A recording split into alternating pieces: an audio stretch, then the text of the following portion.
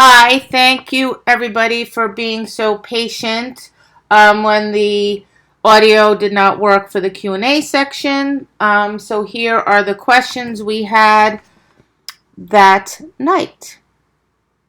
So first is from Deb Braun. What is the title of Jane's book? The title of the book by Jane Savoy is It's Not Just About the Ribbons. And I also put the title of that book in the resource section at the end of the webinar. So it's not just about the ribbons. All right, Eva says, is there some form of experimental support for the claim that the brain doesn't hear the don't part of an assertion, e.g., don't mess up on my footwork, and thus processes only mess up my footwork or whatever? There are studies that support that, and they're cited in numerous books. There are many books I've read, and the first one I read it in was actually Jane Savoy's book, but there have been numerous books I've read since that support that with studies. All right. Susan says, when you only think of positive things, do you still prepare a what if plan if something goes wrong? Or better, don't think of what could go wrong. I do not have a what if plan. I think the number of things that could go wrong are endless. There's just, anything could happen. Basically, when my dog makes a mistake in the ring, I treat it exactly the same way I would in training, which is I help my dog. So, for example, if I give my dog the signal to drop for the drop on recall and my dog doesn't drop, I would instantly give him a second signal, probably with a verbal down. Then when my dog did lie down, I'd probably say good boy. And then I would continue on as if nothing had ever happened, which is kind of what I would do in training. In the ring, I never let my dog flounder. If my dog makes a mistake, I help them. If my dog is really struggling, I help my dog. And then I just move on because, no, I don't run what if scenarios through my head at all. I prepare to the nth degree in training. I know things are going to happen occasionally in the ring. I don't worry about it. I only ever put positive things in my head. Okay. Julie says, what is a good way to handle people wanting to talk to you? And then in parentheses, she put sometimes incessantly because that's how they deal with nerves, end of parentheses. When you're trying to get ready to go in the ring, especially when your dog needs to be near the ring to acclimate, i.e. you can't hide in your car or in the back of the event. That's very cute. Headphones, that's what I use. I have my phone, I have my headphones, I play music. It's the same music I play when I'm running and doing my visualization, so the music gets me in a really good state. And that's what I do. I put them in because, I was having a hard time not having people talk to me when I was trying to concentrate. So with the headphones in, it takes care of that. And you don't need to play music. You could just probably play nothing.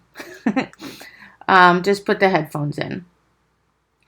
Lenny says, in your lecture, I was confused with your use of the words goal and affirmation. What do you consider the difference between the two? A goal is very specific. So a goal states something that I want to happen, and I state it with a specific time frame and exactly what I want to happen. Affirmations are just words. So an affirmation could be slow, flow, connect, or it could be I deserve to be here.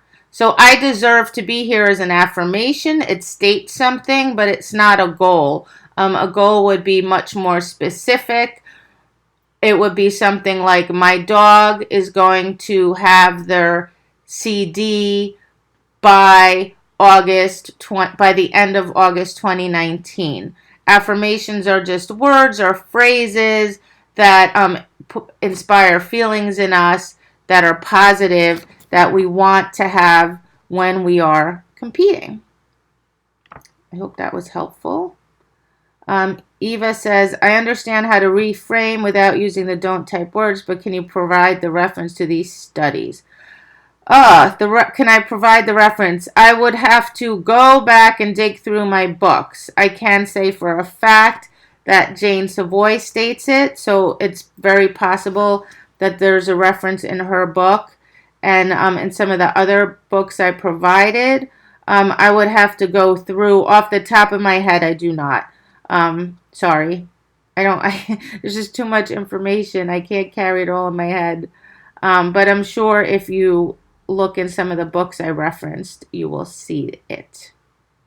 And the other thing is, just practice it. Like, for example, just say a statement. So, for example, say out loud to yourself, I will not mess up my footwork. Or say, and conversely say, my footwork will be flawless. Just saying those two things alone will invoke a different kind of a feeling in you, right? And that difference is pretty powerful. And there is research, but like I said, even just saying that alone, you can feel the difference emotionally. Okay, the next question is, you talked about saying goals out loud to others, but what if the others around you don't do dog sports, don't understand, and putting it bluntly, don't give a damn and just belittle you?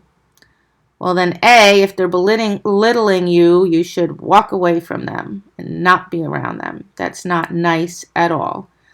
So then don't say the goals out loud to them. Just say them out loud to yourself. You don't have to say them out loud to others.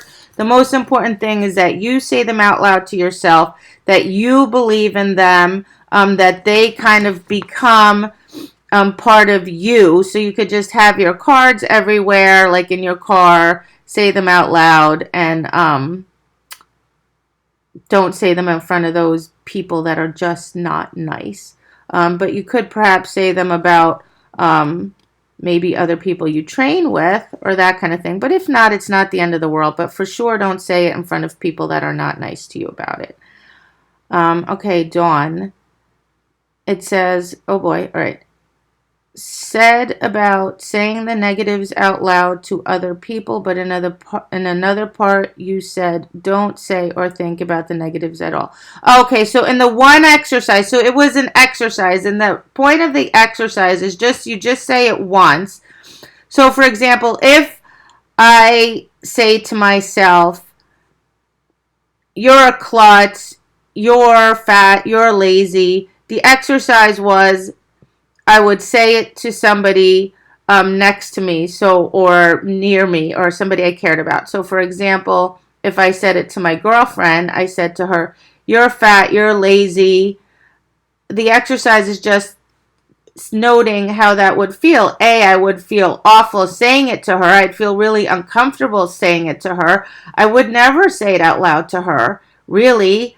And she's going to feel terrible hearing me call her those names.